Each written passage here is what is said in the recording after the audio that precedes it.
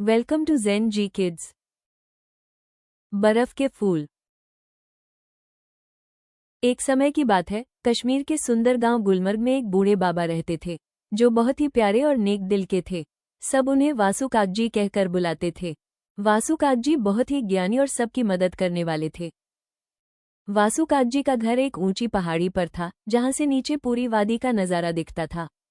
वह अक्सर झेलम नदी के किनारे बैठकर बच्चों को किस्से कहानियां सुनाया करते थे।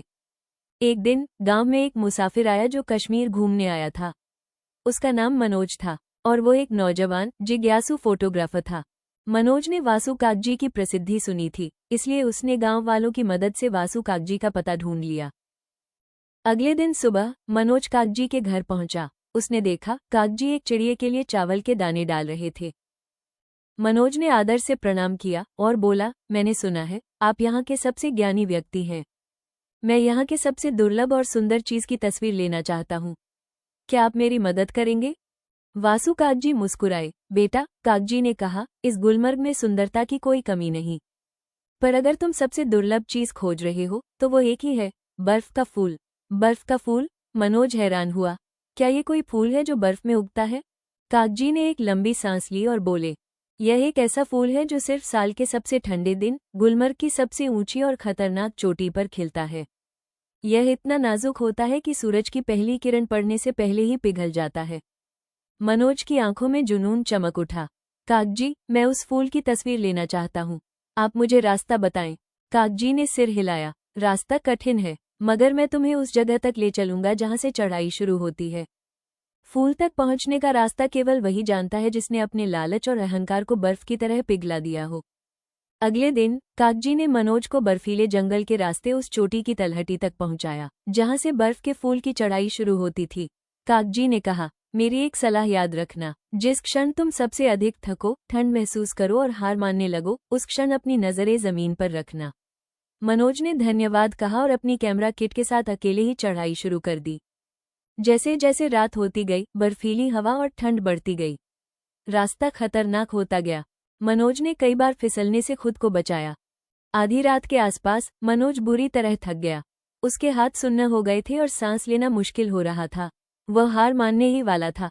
तभी उसे वासु कागजी की बात याद आई, जिस क्षण तुम सबसे अधिक थको, उस क्षण अपनी नजरें जमीन पर रखना। उसने अपनी नजरें जमीन पर झुका ली। जैसे ही उसने झुकाया, उसे अपनी आंखों के ठीक सामने बर्फ की मोटी परत में एक छोटी सी कमजोर दिखने वाली पगडंडी दिखाई दी। ये पगडंडी केवल तभी दिख सकती थी जब कोई व्यक्ति पूरी तरह नम्रता से नीचे की ओर देखे। अगर वो सीधा देखता तो वो इस सुरक्षित रास्ते को नजरअंदाज कर देता। मनोज में एक नई ऊर्जा आ गई। उसने उस पगडंडी का अनुसरण किया और कुछ ही देर में वो चोटी पर पहुंच गया। वहां चंद्रमा की रोशनी में उसे एक अद्भुत दृश्य दिखा। बर्फ की एक पतली चादर पर एक छोटा सा सफेद रंग का बर्फ का फूल झिलमिला रहा था। ये किसी कलाकृति जैसा नाजुक और सुंदर था। मनोज ने कांपते हाथों से जल्दी से उस फूल की कई तस्वीरें ली। वो जानता था कि उसके पास कुछ ही क्षण है। जैसे ही उसने आखिरी तस्वीर ली, पूरब की ओर हल्की सी लालिमा दिखने लगी और सूरज की पहली किरण पड़ने से बर्फ का फूल पिघलकर ओस की एक बूंद बन गया और बर्फ में समा गया।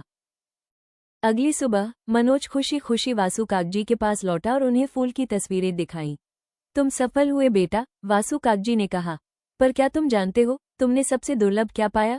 कागजी ने कहा, फूल तो क्षणिक था, असली सुंदरता तुमने जो रास्ता खोजा उसमें है।